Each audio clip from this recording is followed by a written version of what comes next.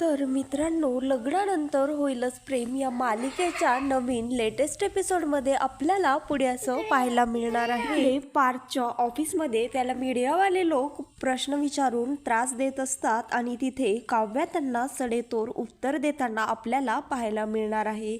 काव्या म्हणत असते, खरं तर पार्थ देशमुखांचं माझ्यावर प्रचंड प्रेम आहे. या गोष्टीचा मला फार आनंद आहे आणि मला या गोष्टीचा अभिमान आहे की माझं देखील पार्थ देशमुखांवर खूप प्रेम आहे, असं ती त्या मीडियावाल्यांना सांगत असते. ती म्हणत असते, आज माझ्या नवऱ्याच्या कर्तृत्वाचा दिवस आहे. आज हा दिवस माझ्यासाठी खूप मोठा आहे. ती पार्थला कॉंग्रॅट्स देखील करत असते. तिच्या नवऱ्याला ती शुभेच्छा देखील देत असते आणि हे पाहून मात्र इकडे रम्याला प्रचंड राग आलेला असतो. ती त्या क्षणी त्या काव्याच्या अंगावर धावून जात असते, पण वसू आत्या मात्र तिला असं करण्यापासून अडवतात, कारण समोर सगळे मीडियावाले बसलेले असतात. त्यानंतर मीडियामधनं एक माणूस त्या पार्थला विचारत असतो, पार्थ देशमुख, ज्या क्षणी तुम्ही आणि तुमच्या धाकट्या भावाचा आणि तुमच्या बायकोचा फोटो पाहिला त्यावेळेस तुमची रिॲक्शन काय होती? हा प्रश्न ऐकताच पार्थच्या तळपायाची आग मस्तकाला जाते आणि पार्थ त्याला म्हणतो, इनफ, आता ह्यापुढे मला एकही प्रश्न ऐकायचा नाहीये. खरं तर ही माझी बायको आहे, हिच्याबद्दल मी एकही वेडावाकडा शब्द ऐकून घेणार नाही, असं तो मीडियावाड्याला सांगून शांत करत असतो. त्यानंतर इकडे नंदिनीला घरनं फोन येतो. तिची आई तिला सांगत असते, नंदिनी, तू कुठे आहेस? तू जशी आहेस तशी वापस घरी ये, कारण जीवानला बिलकुलही बरं नाही आहे. खरं तर त्यांनी फ्रॉन्स करी खाल्ल्यामुळे त्यांना ॲलर्जीमुळे त्यांचा पूर्ण चेहरा लाल झालेला आहे आणि त्यांची तब्येत देखील खालावली आहे. तू लवकरात लवकर घरी ये, असं नंदिनीची आई तिला सांगत असते. पण नंदिनीचा मात्र ह्या गोष्टीवर जरा देखील विश्वास नसतो. ती म्हणत असते, आई, खरं तर तू जीवांच्या टीममध्ये आहेस हे मला माहीत आहे. तू त्यांच्या टीममध्ये राहा, पण निदान त्यांच्यासारखं खोटं तरी बोलू नकोस, असं ती तिच्या आईला सांगत असते. आणि तेवढ्यातच त्यानंतर तिथे त्या आनंद निवासमध्ये काम करणारी एक बाई येते आणि नंदिनीला सांगत असते, फंड देणारे एक व्यक्ती भेटली आहे आणि त्यांचाच फोन आला आहे. त्यानंतर नंदिनी तिच्या आईला म्हणत असते, आई, मी सध्या फार कामात आहे, मी तुला नंतर बोलते, असं म्हणून नंदिनी फोन ठेवते. आणि इकडे नंदिनीचे बाबा घरी आलेले असतात आणि ते तिच्या आईला सांगत असतात, शारदा, माझ्यासाठी जरा एक कप चहा ठेव गं. त्यावर ती सांगत असते, अहो, जरा ऐकता का? खरं तर जीवानला बरं नाही आहे. त्यांना ॲलर्जीमुळे त्यांचा पूर्ण चेहरा लाल झालेला आहे आणि त्यांच्या पोटात देखील दुखत आहे. म्हणत असते, अहो, चला तर निदान आपण त्यांना माणुसकीच्या नात्याने जरी मदत करूयात. त्यावर नंदिनीचे बाबा म्हणत असतात, त्याचा चेहरा लाल झाला आहे तर मग चांगला दिसत असेल. नाही, खरं तर त्याला त्रास होत आहे का आत्ता? असाच माझ्या मुलीला देखील त्याने त्रास दिला होता. त्याचीच ही कर्माची फळं आहेत. 16 डिसेंबरला नंदिनीचं आयुष्यामध्ये जो दिवस आला आहे ह्याला फक्त तोच जिम्मेदार आहे आणि आता मी कुठेही येणार नाही आणि कोणालाही मदत करणार नाही.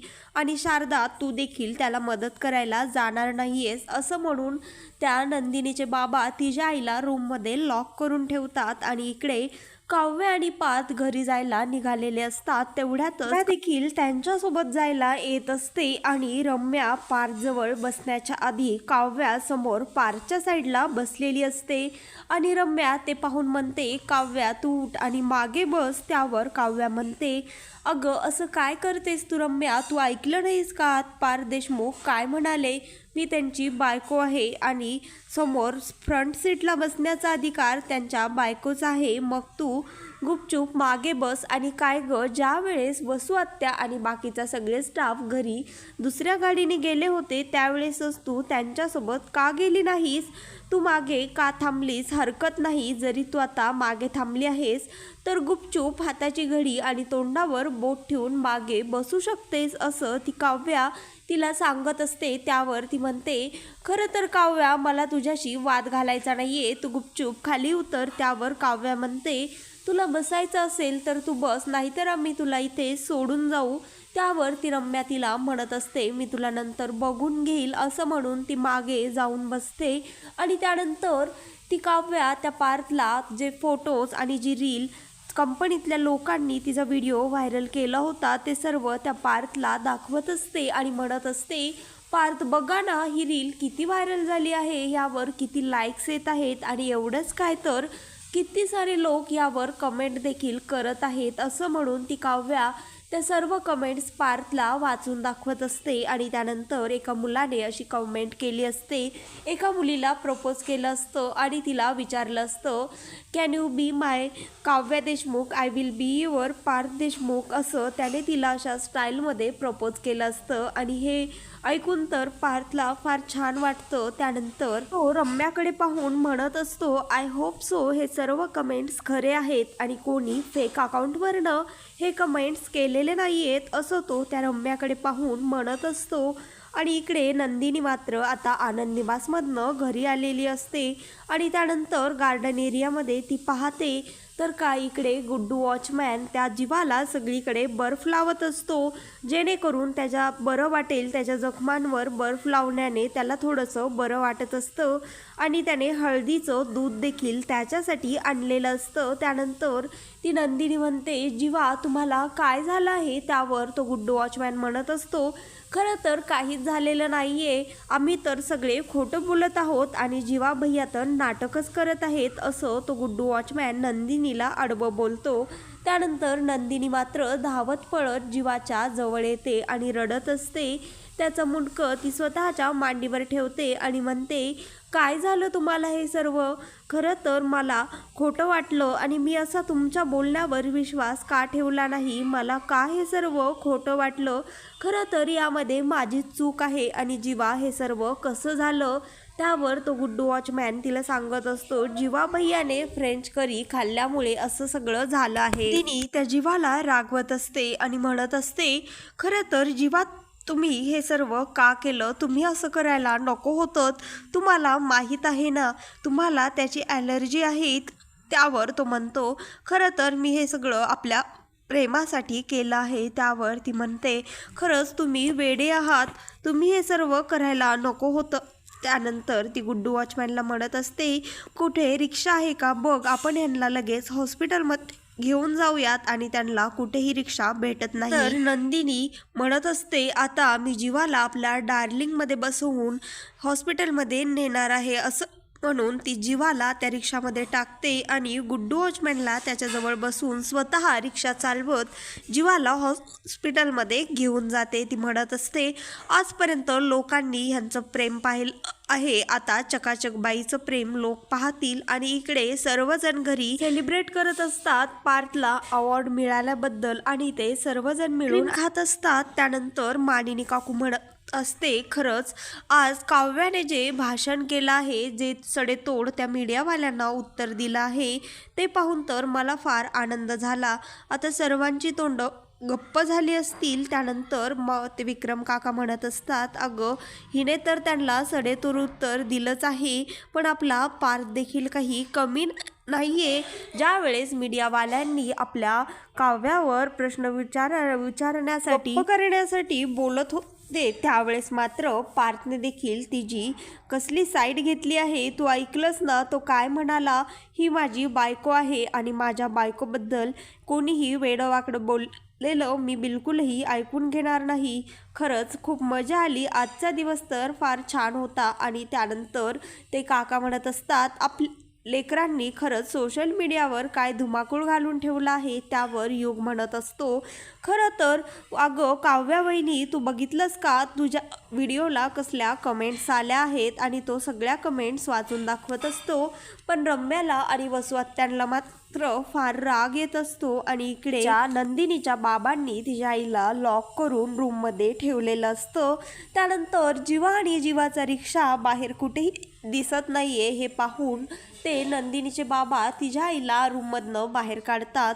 त्यानंतर तिची आई त्यांच्यावर प्रचंड चिडते आणि ती म्हणत असते, खरं तर आज तुम्ही माणूस म्हणून माझ्या नजरेत न पडला आहात, माझा तर विश्वासच बसत नाहीये, तुम्ही असं वागू शकता. ठीक आहे, जीवाला म्हणून नाही, निदान एका माणसाला म्हणून तरी तुम्ही आज मदत करायला हवी त्यावर तो म्हणतो, तो फक्त नाटक करत होता, बघ बाहेर जाऊन बघ. खरं तर त्याचा रिक्षा आणि तो दोघेही गायब झाले आहेत. तिची आई म्हणत असते, खरं तर मला आता तुमचा प्रचंड राग आहे आणि तुमची लाज देखील वाटते आणि नंदिनीची तर मला क्यू येत आहे.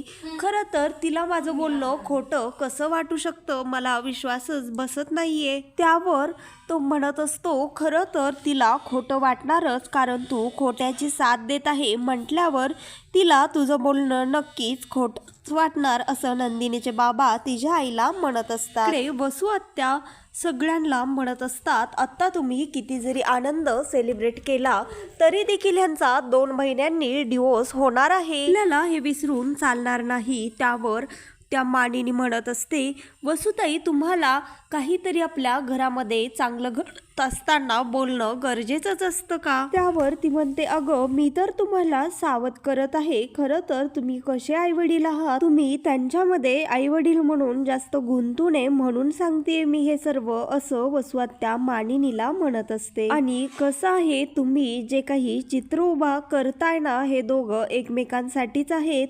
हे चित्र फक्त जगासाठी, कारण ह्या दोघांच्या नात्याची गाठ कधी ना कधी सुटणार आहे. म्हणत असते, वसुताई खरं तर आत्ता आपण सगळेजण छान नीट चांगलं बोलत होतो, मग लगेच काहीतरी वाईट बोलायला हवंच का? त्यावर वसुताई म्हणते, अगं तुम्ही तर सगळे चांगलंच बोलत होता, मी तर फक्त खरं बोलत आहे आणि खरं हेच आहे. तुम्ही हे सगळं 16 डिसेंबर दिवशीच ऐकलं आहे, पण बहुतेक तुम्हाला या गोष्टीचा विसर पडला आहे की काय, म्हणून पुन्हा एकदा सांगते, ह्या दोघांनी आधीच डिवोर्स फाईल केला आहे आणि आता 2 महिन्यानंतर ह्यांचा डिवोर्स होणारच आहे. आणि ह्या गोष्टीला पार्थची देखील संमती आहे. आणि कसं आहे ना, का नसणार ह्याची संमती, कारण आता त्याला कळालं आहे की काव्या कोणत्या गोष्टीसाठी त्याच्याकडे डिवोर्स मागत होती. त्या सांगत असतात की आता मला काय वाटतं की आता ठीक आहे आणि काव्याचा डिवोर्स होणारच आहे, तर मग आपण त्यानंतर पार्थचं आणि काव्याचं लग्न लावून देऊया. म्हणत पार्थला त्याच्या डिवोर्स बद्दल विचारत असताना तो म्हणत असतो, आणि खरं तर मी डिवोर्स घ्यायचा माझा निर्णय पक्का आहे, कारण कसं आहे, आज न उद्या जर जीवा इकडे परत येणारच आणि जीवाला पुन्हा विचार कर, असं पाहिल्यानंतर माझ्या डोक्यामध्ये पुन्हा ते चक्र सुरू होणार. त्यापेक्षा हा डिवोर्स घेऊन मोकळं झालेलंच बरं. हा त्याचा निर्णय काव्या ऐकते. त्याचं सर्व बोलणं ऐकून काव्याला देखील खूप वाईट वाटतं. ती रडत असते. तिला असं वाटत असतं आपले सगळे प्रयत्न आता ह्यांचा काही उपयोग होत नाहीये. त्यानंतर ती देखील तिची बॅग पॅक करायला लागते आणि तेवढ्यातच तिथे मानिनी येते आणि मानिनी काव्याला समजावत असते. ती म्हणत असते, अगं काव्या, तू इथनं अशी बॅग पॅक करून निघून जाशील आणि नंतर काय होणार, रम्याला जे हवं आहे तेच तर होणार, कारण हा सगळा रम्याचाच तर प्लॅन आहे. तर इकडे नंदिनी घरी आलेली असते जीवाला घेऊन आणि तिने घरामध्ये जीवाला देखील आणलेलं असतं आणि जीवा तिच्या आईलासाठी करत आहे, नंदिनी मला स्वतः रिक्षा चालवत हॉस्पिटलमध्ये घेऊन गेली. हे ऐकून तिचे बाबा तिच्यावर ओरडत असतात आणि तिला म्हणत असतात, अगं तुला रिक्षा चालवता तरी येतो का? त्यावर नंदिनी तिच्या बाबांना म्हणत असते, मित्रांनो, बाबा सावित्री सत्यवानासाठी तिचे वापस आणते, तर मग मी जीवासाठी रिक्षा का नाही चालवू शकत? लाईक, शेअर आणि सबस्क्राईब मात्र नक्की करा. व्हिडिओ आवडलेला असल्यास व्हिडिओला कमेंट देखील करा.